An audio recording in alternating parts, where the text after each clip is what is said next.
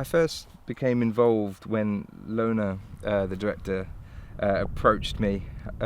We worked together previously on a film called The Riot Club, and it was soon after she cornered me and told me she had another script. So a few months later, when the script arrived on my desk, I gave it a read and absolutely sort of fell in love with it, like immediately. As always, there's always complications with schedules and what have you, but eventually, after realising that it was a possibility and again something that I was quite passionate about, it was a no-brainer really. I kind of just fell into it and happily. So I sort of then read the book and kind of got more and more involved, and here we are in the middle of a field in Wales.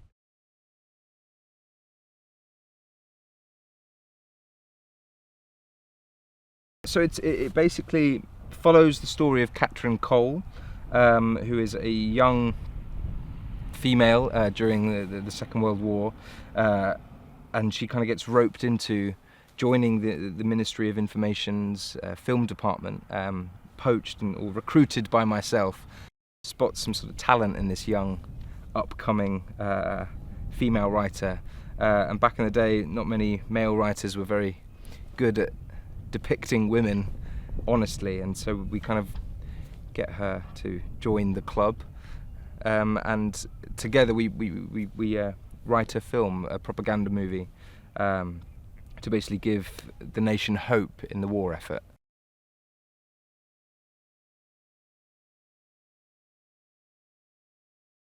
I think there is a fair amount of similarities between myself and Tom Buckley, which is why I was drawn to it. And also there's a lightness in this entire, the sort of general feel for this film it's got a real light edge to it. It's very quick paced and very sort of lyrical in its way, in the way that it's written. There was a sort of a musicality to it that I really was drawn to, and the quick thinking, the quick wit, which I struggle with normally in real life, sort of really sort of sang to me. So that it was a character I'd never played before. It was a young, intelligent, quick-witted writer, and so I jumped at the chance, the opportunity to kind of challenge myself in new ways.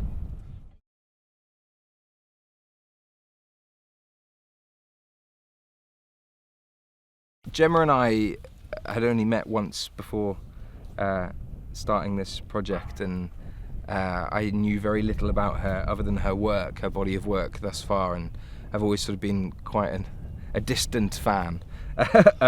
So having the opportunity to work with her at long last has been a real treat. It was a real kind of joy.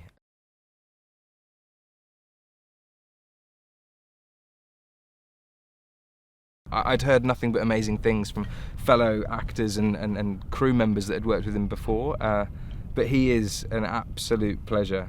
Also, just sort of seeing him bring Ambrose Hilliard to life is really quite magical. On the page, that character really has so much to him, and he brings more to it than I could ever imagine. So it's amazing sort of seeing him bring something like that to life.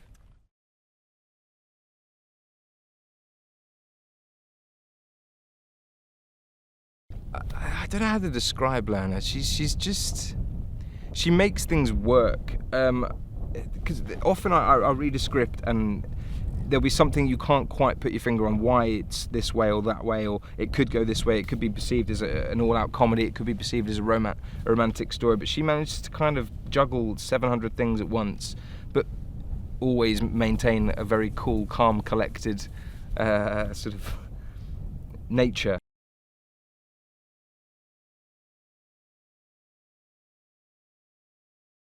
It's a beautiful, beautiful landscape, the perfect setting for a movie like this. It's a great place.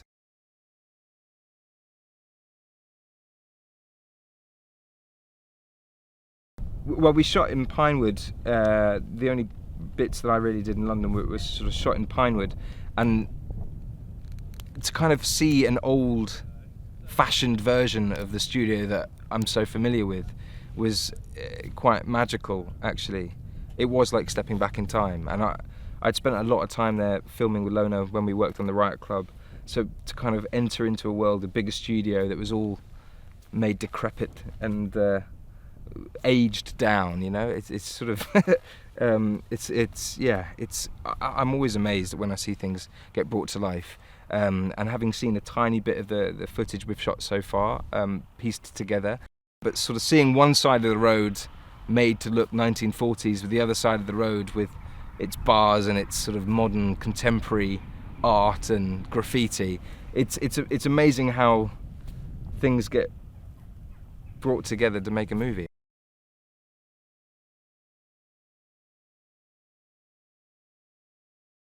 It has got a bit of everything. I think it's an enjoyable movie. I think people should kind of come to be entertained. And it's also just an insight into the world of making movies in the 1940s. It's an introduction into how movies are made and movies back then especially, so it makes it all the more kind of magical, I think. Hey, Lisa here. So you're a movie lover? Well, in this day and age we see hundreds of movies a year in numerous genres like action, comedy, romance and more. Some of these movies are great and some just don't live up to our expectations. For all you movie lovers out there, here are some interesting facts from movies that you might or might not know. In the movie Carrie, the end of the movie was shot in reverse order, a technique of the film to make scenes look more ghost-like. A close viewing of the film will show cars moving in reverse. What do the 101 Dalmatians and Wendy from Peter Pan have in common? The 102 characters are the only characters in Disney's past to have both of their parents present and alive for the whole course of the movie. Gone with the Wind producers were fined $5,000 for allowing obscenities in the film's dialogue. The offensive and expensive word, damn. One of the films Will Smith is best known for almost didn't happen. The actor didn't want to participate in Men in Black until his wife persuaded him otherwise. In the film Monsters Inc., Boo has a Woody doll. That's the famous cowboy from Toy Story. Gilderoy Lockhart from Harry Potter and the Chamber of Secrets was based on a former boyfriend of writer J.K. Rowling.